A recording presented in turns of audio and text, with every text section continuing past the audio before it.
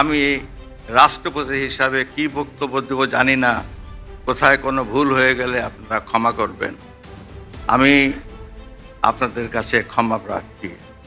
সত্য কথা বলতে আমি তখন আপনাদের কাছে স্বীকার করি আমি ইনফেরিয়রিটি কমপ্লেক্সে ভুগতেছিলাম। আজকের এই অনুষ্ঠানে বলতে গেলে প্রথমেই বলতে হয় যে আমি আসলে একেবারেই বিব্রতকর অবস্থায় ছিলাম। সত্য কথা বলতে সম্মানিত প্রধান বিচারপতি, ওনার সঙ্গে তো দীর্ঘদিন পূর্বে থেকে পরিচয়। উনি যখন মাঝে মাঝে এই কিছুদিন বঙ্গভবনে গেছেন, দেখা হয়েছে।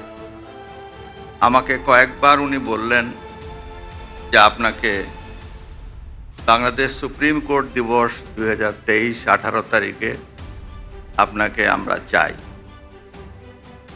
আমি অত্যন্ত বিনম্রভাবে বলেছি দেখি, দেখা যাক। উনি বললেন না, আপনাকে চাই। আরেকবার দেখা হলো, আমি বললাম যে আচ্ছা ঠিক আছে, চেষ্টা করব। আসলে কি মন চাচ্ছিল না। মন চাচ্ছিল না এই কারণে যে আমি তো রাষ্ট্রপতি ঠিকই, কিন্তু দুদিন আগেই তো আমি এই সুপ্রিম কোর্টের এই বারান্দায় দৌড়াদৌড়ি করেছি গাউন হাতে করে একজন আইনজীবী হিসাবে। আবার সেখানে আমি যাব রাষ্ট্রপতি হিসাবে। এই দিবসে আমি প্রধান অতিথি হয়ে, সত্য কথা বলতে কি একটা ইনফেরিয়রিটি কমপ্লেক্স মনের মধ্যে জাগছিল। কিন্তু কদিন আগেরই তো কথা। আমার যেখানে অস্তিত্ব এইরকম, সেই জ্ঞানী গুণীদের সমাগম যেখানে হবে, যাদের চেম্বারে আমি দৌড়িয়েছি কেস নিয়ে। আসসালামু আলাইকুম দর্শক, নতুন একটি খবরে আপনাদের সবাইকে স্বাগতম। আশা করছি আপনারা ভিডিওর শুরুটা দেখেই বুঝতে পেরেছেন আজকের নিউজটা ঠিক কতটা গুরুত্বপূর্ণ হতে চলেছে এবং ঠিক কোন দিকটাকে ইঙ্গিত করছে। তাই বলবো দর্শক, যারা ভিডিওটি দেখতে শুরু করেছেন তারা অবশ্যই নিউজটি না টেনে সম্পূর্ণ মনোযোগ সহকারে দেখবেন, তাহলে এই বিষয় সম্পর্কে আসল তথ্যগুলো জানতে বা বুঝতে পারবেন। তো প্রিয় দর্শক, আমি আর কথা বাড়াবো না। ভিডিওর শুরুতে আপনাদের যেই ভিডিওগুলোর অংশবিশেষ দেখিয়ে শুরু করেছিলাম, সেই ভিডিওগুলোর বিস্তারিত আলোচনা দেখব। তবে তার আগে অনুরোধ, যারা এখনো চ্যানেলটি সাবস্ক্রাইব করেননি সকলে চ্যানেলটি সাবস্ক্রাইব করে পাশে থাকা বেল আইকন বাজিয়ে দিন। আর যারা ইতিমধ্যে সাবস্ক্রাইব করে রেখেছেন তাদেরকে অসংখ্য ধন্যবাদ। প্রিয় দর্শক, চলুন একটি লাইক দিয়ে আমরা ধারাবাহিকভাবে সবগুলো ভিডিওর বিস্তারিত আলোচনা দেখে আসি। এখানে উপস্থিত আছেন ব্যারিস্টার আমিরুল ইসলাম সাহেব। তার কাছে দৌড়িয়েছে তার চেম্বারে, এই মামলাটি কেমন করে নেব, কি বলবো কোর্টে, একটু আমাকে বলে দেন না। যখন আইনজীবী ছিলেন জনাব শামসুল চৌধুরী মানিক সাহেব, ওনার চেম্বারেও দৌড়িয়েছি। রকুনুদ্দিন মাহমুদ সাহেবের চেম্বারে গেছি।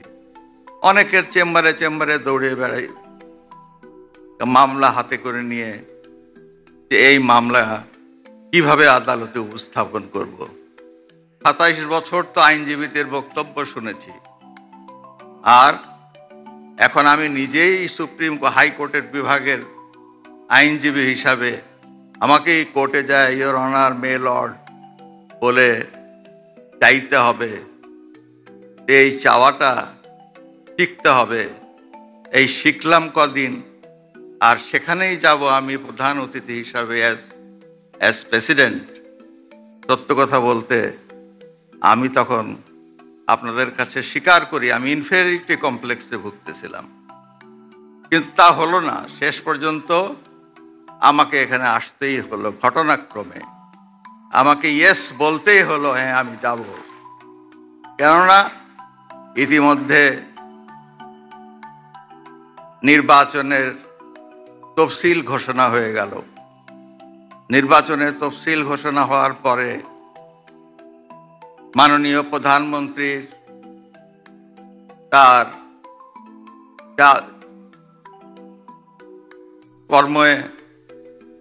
কর্মপদ্ধতিতে কিছুটা সীমারেখা চলে আসে।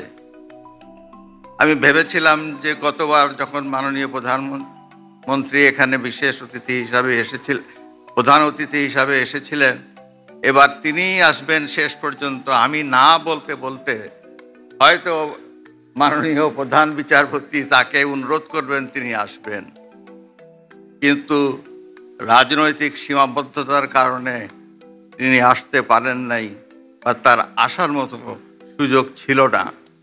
শেষ পর্যন্ত এটা আমার ঘাড়েই আসে পড়ল। আমি আপনাদের মাঝে এসে উপস্থিত হলাম। আপনারা ক্ষমা করবেন। আপনারা সকলেই জ্ঞান গর্ব। আপনাদের সামনে আমি রাষ্ট্রপতি হিসাবে কি বক্তব্য দেব জানি না, কোথায় কোনো ভুল হয়ে গেলে আপনারা ক্ষমা করবেন। আমি আপনাদের কাছে ক্ষমা প্রার্থী। এমন কুসন্তান হলাম দেশের জন্য, এখন পরামর্শ দিয়ে আপনি দেশ ছেড়ে চলে যান, এই অবস্থা হলো আমার। মনে করি না আমার এই অবস্থা হয়েছে যে আমি দেশেরই সন্তান, এই দেশেই থাকবো, দেশের জন্য যে কাজ করি সেটাই করব, এটা যতদিন আমি বেঁচে আছি সেটাই করে যাব।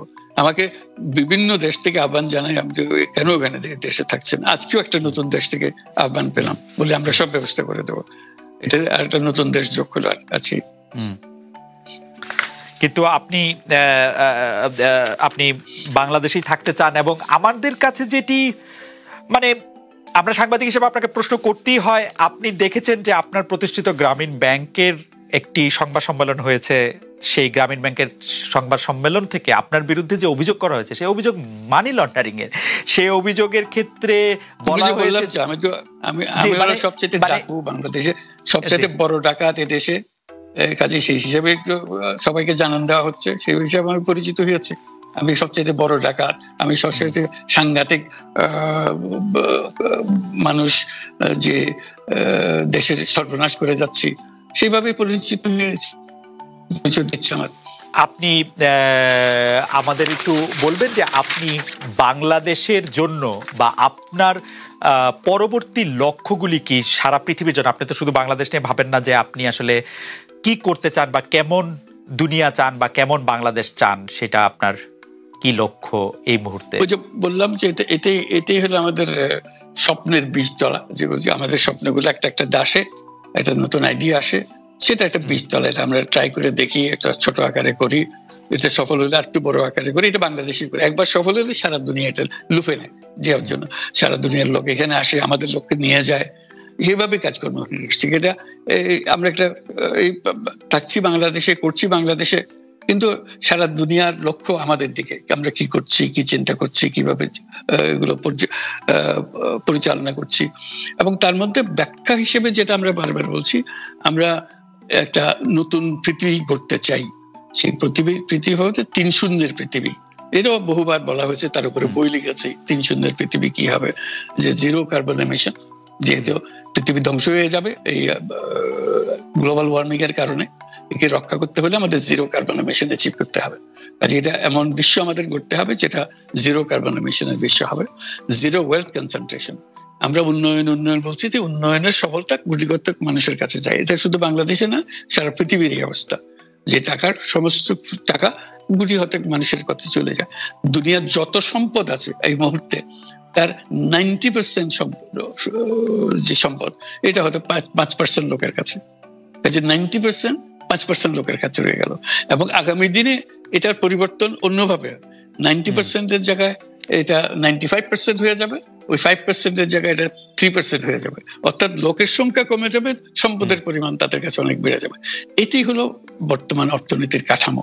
আমরা বলছি যে এই কাঠামো যতদিন থাকবে এই পৃথিবী টিকতে পারবে না। আর তো হলো 0 আনএমপ্লয়মেন্ট। বিশেষ করে আমরা যেটা জোর দিয়ে বলি, সেটা হলো যে এই যে আর্টিফিশিয়াল ইন্টেলিজেন্স, এটা পৃথিবীকে ধ্বংস করে দেবে।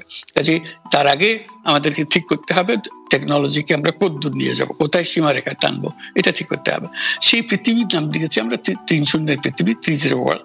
এই আমরা একটা পৃথিবী গড়তে চাই যেখানে এই যে 0 ওয়েলথ কনসেন্ট্রেশন, 0 আনএমপ্লয়মেন্ট এবং 0 ওয়েলথ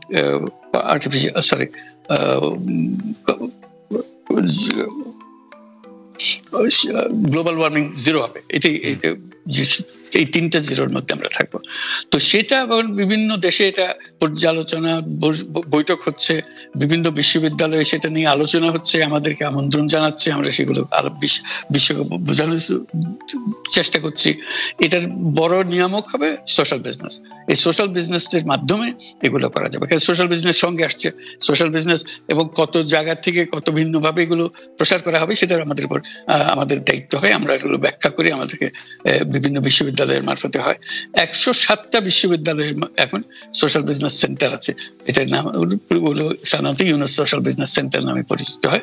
নিত্য নতুন বিশ্ববিদ্যালয়ের সঙ্গে যুক্ত হচ্ছে। সর্বশেষ যেটা কিছুদিন আগে আমরা পত্রিকায় দিয়েছিলাম যে finance university of Russia, finance university Moscow, তারা বলছে যে আমরা এখানে ইউনুস সোশ্যাল বিজনেস সেন্টার করব এবং আপনাকে একটা দায়িত্ব দেব, একটা ইন্টারন্যাশনাল অ্যাডভাইজারি কমিটি আমাদেরকে বানিয়ে দেবেন এবং আপনি সারাক্ষণ এটা তদারকি করবেন।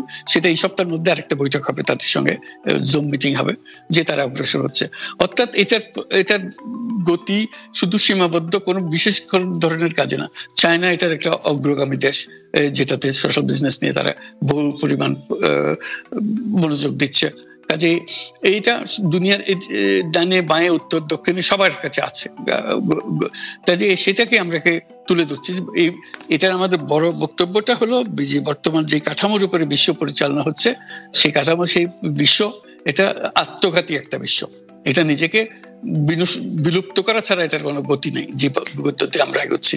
কাজে এই বিলুপ্ত হওয়ার আগে যদি আমরা নতুন কাঠামো করতে পারি, নতুন সভ্যতা গড়ে তোলা, এই নতুন সভ্যতা গড়ে তোলার জন্য এই সমস্ত আয়োজন হচ্ছে। সেই কারণেই এই পৃথিবীর এত ইন্টারেস্ট দেখছেন, যে আলোচনা দেখছেন, যে তারাও অনুভব করে যে এটার একটা রাস্তা বের করতে হবে। আমরা একটা রাস্তা বের করেছি, এটা তাদের কাছে সম্পূর্ণ মনে হচ্ছে নাকি আরো এডিশন দরকার হবে, কিন্তু তারা এটার মধ্যে জড়িত হতে চায়, তারা করছে। তার সঙ্গে আমরা 30 ক্লাব, আমরা বলছি যে এটা শুধু মুখে কথা বললে হবে না, এটা কার্যে পরিণত করতে হবে।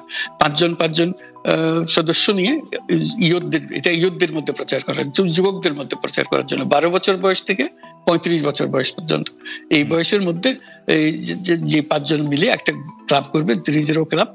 তাদের অঙ্গীকার হবে, আমি ব্যক্তিগতভাবে কার্বন এমিশন জিরো করব, আমি ব্যক্তিগতভাবে ওয়েলথ কনসেন্ট্রেশনকে বন্ধ করব, আমি ব্যক্তিগতভাবে আনএমপ্লয়মেন্টকে বন্ধ করব। এটা ব্যক্তিগত, আমি এমন কিছু কাজ করব না যাতে এগুলো প্রসারিত হওয়ার সুযোগ পায়। কাজে 5 জনে প্রত্যেকে এটা যখন সফল করবে, তাদেরকে বলা হবে 30%। এই 5 জন যদি 30% হতে পারে এবং আরো ক্লাব যদি 30% সৃষ্টি করতে পারে, আমাদের বক্তব্য হলো তাহলে আমরা 30 বিশ্ব গড়তে পারবো। কারণ পুরো জিনিসটা সৃষ্টি করছি আমরা নিজেরাই ব্যক্তিগতভাবে। এই যে ওয়েস্ট, প্রচুর ওয়েস্ট, আমরা বর্জ্য, এই বর্জ্যতেই আমরা শেষ হয়ে যাব। কাজে আমি বর্জ্যের আমি যদি 30 ক্লাব করি, প্রথম কাজ হলো আমি যে জিনিস আমার দরকার নেই সেই জিনিস আমি কিনবো না। কিনলে এটা ফেলে দিতে হবে, এক সময় ফেলতে হবে বর্জ্য প্রচুর। এবং তার রেকর্ড আছে, একদিনে 13টা মারছে, আরেকদিন 11টা মারছে, এরকম রেকর্ডও সে সৃষ্টি করছে। সেই কিনারকে নিয়ে এখন সিনেমা বানাইতে চায়। চিন্তা করেন। তখন আমি ওনাকে বললাম যে দেখেন, অনেক টাকা পয়সার ব্যাপার, আপনি তো এখন এই ঘটনাগুলো চোখে পড়ছে, জানতে পারছেন, যার জন্য সিনেমা বানাইতে চান। কিন্তু এটা সিনেমা তার নাটক না যে 2 সপ্তাহ, 1 মাসে, 2 মাসে বানায় ফেলাম। এটা বানাইতে 1 বছরের উপরে সময় লাগবে। তখন কি অবস্থা থাকবে? আজকের দিনের মতো কি 1 বছর পরে ওই দিনটি থাকবে? নাও তো থাকতে পারে, নতুন কিছু ঘটনা ঘটতে পারে। দেখা গেল যে তখন সেন্সারে দিলাম ছবিটা, সেন্সারে নিষিদ্ধ করে দিল যে না, আর্মির ব্যাপারে এত নোংরামি করা যাবে না, এত কাদা ছিটানো যাবে না, আর্মিকে বদনাম করা যাবে না। এরকম প্রশ্ন চলে আসবে না ভাই? চলে আসবে। আমি ওনাকে বুঝাইলাম যে একটু ঠান্ডা হন, সিচুয়েশন বুঝেন, পরে দেখা যাবে। যাই হোক, হ্যাঁ, এর আগেও আমাকে একজন প্রডিউসার বলছিল, মেজর সিনহা, ওই যে প্রদীপ মারছিল, যে কক্সবাজারের রাস্তায় প্রদীপ মারছিল, যে ওই মেজর সিনহাকে নিয়ে ছবি বানাইতে বলছিল। দেখেন, এই প্রদীপের কিন্তু ঝুলনের কথা, ফাঁসির কথা আমরা শুনছি, কিন্তু ফাঁসি বাস্তবায়ন হয় নাই। এত প্রমাণ আদি থাকার পরও বুঝছেন, কোনো কিছু সুরা হচ্ছে না। আইনগুলো কেমন জানি স্লো মোশনে দৌড়ায়। ওই যে সিনেমায় আমরা দেখি না, স্লো মোশনে দৌড়াইতেছে, আদায় না, ওরকম ব্যাপার হয়ে গেছে আইন কানুনের ব্যাপার। যাই হোক, দেশ কি অবস্থা আছে এটা নিয়ে একটু আলোচনা করি। দেখেন, আজকে একটা 5 মিনিট 5.5 মিনিটের অডিও কল শেখ হাসিনা শেখ হাসিনা এবং হাসানুল হক তথ্যমন্ত্রী ছিল, আমাদের তথ্যমন্ত্রী। হয় উনার টেলিফোন যদি বাইর করেন রেকর্ড, গোপন রেকর্ড যদি বাইর করেন, সব পাইবেন ভাই, খালি নারী ঘটিত কেস পাইবেন তো। কিন্তু দেখেন সে টেলিফোনে কি আলাপ করতেছে, একেবারেই দালাল চামচা, হাই হাই কিভাবে কথা বলতেছে, সে বলতেছে আপনি যে সিদ্ধান্তটা দিছেন খুব কারেক্ট সিদ্ধান্ত দিছেন। কি সেটা জানেন? ওই যে হেলিকপ্টার থেকে গুলি করা ওই সিদ্ধান্তটা নাকি খুব কাজে লাগছে, এটা পাম পট্টি দিতেছে শেখ হাসিনাকে। শেখ হাসিনাকে এরাই নষ্ট করছে ভাই। সে পাম দিতেছে যে খুব ভালো কাজ করছেন এবং আরো বুদ্ধি দিতেছে রাত্রের মধ্যে 200 যদি ধৈর্য নিয়ে ফিনিশ করে দেওয়া যায় তাহলে আগামীতে মিছিল বাইর হবে না। এগুলা কারা? ওই যে শিবিরের পোলাপান, জামাতের পোলাপান, বিএনপির পোলাপান, এদেরকে ধৈর্য 200 গাইড করে দিতে হবে এক রাত্রের মধ্যে। বলতেছে আমি তো লিস্ট করতেছি, আমার এলাকায় আমি বইলা দিছি, আপনি কেন হুকুম জারি করেন 200 গাইড করে দিতে? পাম পট্টি দিতেছে চামচার মতো, দালালের মতো দেশের মানুষকে মাইরা ক্ষমতায় থাকতে চায়। কি করবেন জানেন? কিচ্ছু করার নাই। আপা কাশতেছে আর কথা কইতাছে, কষ্ট হইতাছে তাও কথা কইতাছে। কি কথা? দেশের মানুষকে মেরে ফেলার কথা। কারণ কি? কারণ কি বুঝলাম না তো ভাই। শুধু ক্ষমতায় থাকার জন্য সারা জীবনই ক্ষমতায় থাকতে হবে। 16 বছর থাকার পরও মন ভরে নাই, আরো থাকতে চাইছিল, বহুদিন থাকতে চাইছিল। যাই হোক, উনি যে চইলা গেছে উনি বিশ্বাস করে না, আসলে বিশ্বাস করে না। উনি এখনো যেভাবে কথা বলে এতে বোঝা যায় যে উনি জাস্ট কিছুদিনের জন্য গেছে আবার আসতেছে। তার মানে কি জানেন? পিছন থেকে তাকে যারা পরিচালনা করতেছে উনার একা চলার কোনো ক্ষমতা নাই। আমি ওনাকে এই গত 1 বছরে যেটুকু স্টাডি করছি, কেউ কিছু মাইন্ড করেন না ভাই, একরকম বোকা মানুষই আমার কাছে মনে হয়েছে, একদম বোকা মানুষ মনে হয়েছে। এবং এই বোকা মানুষটাকে কান পড়া দিয়ে দিয়ে জানেন নষ্ট করছে। হ্যাঁ, যে আপা এই আর্মিরাই কিন্তু আপনার বাবাকে মারছে, যার জন্য একটা ঘটনা ঘটাইতে হবে। ওই যে মিডিয়ারের ঘটনাটা ঘটাইছে, এই যে শাপলা চত্বরে বলছে আপা আজকে রাত্রের মধ্যে যদি এদেরকে না তাড়ান তাহলে কিন্তু কালকের মধ্যে আপনাদের ক্ষমতা নিয়ে নিবে, বঙ্গভবন গণভবন দখল করে ফেলাইবো। আমরা শুনছি গোয়েন্দা রিপোর্ট আছে, যার জন্য অর্ডার দিছে কিলিং মারা শুরু রাত্রের মধ্যে শাপলা চত্বরে। বুঝছেন? এইভাবে, কারণ এই মানুষটা যদি সত্যি সত্যি চালাক হইতো তাইলে তো বুঝতো যে আমি বঙ্গবন্ধুর মেয়ে, শেখ মুজিবুরের মেয়ে, আমার বাবা স্বাধীনতার সাথে জড়িত, আমি কেন খুন খারাপির মধ্যে যাব, আমি কেন জুলুমবাজ হব, আমি তো মানুষের ভালোবাসার মধ্যেই বাঁচতে পারি, আমি কেন খুন দিয়ে হাত রাঙাবো? কিন্তু কিচ্ছু করার নাই ভাই, আমাদের দেশটাই এরকম। দেখেন না, 1 বছর পর আইসা এখন টেলিফোনে বলতেছে বিভিন্ন রাষ্ট্রদূত আছে না আমাদের দেশের বিদেশে যেসব অফিসগুলো আছে, ওইসব অফিস থেকে ছুপ্পু সাহেবের ছবি নামাবার জন্য টেলিফোনে বলা হইতাছে, কাগজপত্র না, কোনো লিখিত চিঠি না, কিন্তু টেলিফোনে। এর মধ্যে 80টা থেকে প্রায় 50-60টা নাইমা গেছে, আরো কিছু বাকি আছে। কেন হঠাৎ ওই ছুপ্পু সাহেবের ছবি নামাইতে হবে? এটা কিন্তু একটা বিরাট প্রশ্ন। তবে একটা জিনিস বোঝা যাচ্ছে ভাই, পরিবর্তন হচ্ছে, মনে হচ্ছে কোন একটা অ্যাঙ্গেলে জুলাই এখনো চলমান, জুলাই বিপ্লব চলতেছে, হ্যাঁ চলতেছে, অথবা তৃতীয় কোন অ্যাঙ্গেলে তৃতীয় বিপ্লবের জন্য তারা যেন প্রস্তুত হচ্ছে, কিছু একটা আসতেছে, পায়ের আওয়াজ পাওয়া যায় ভাই।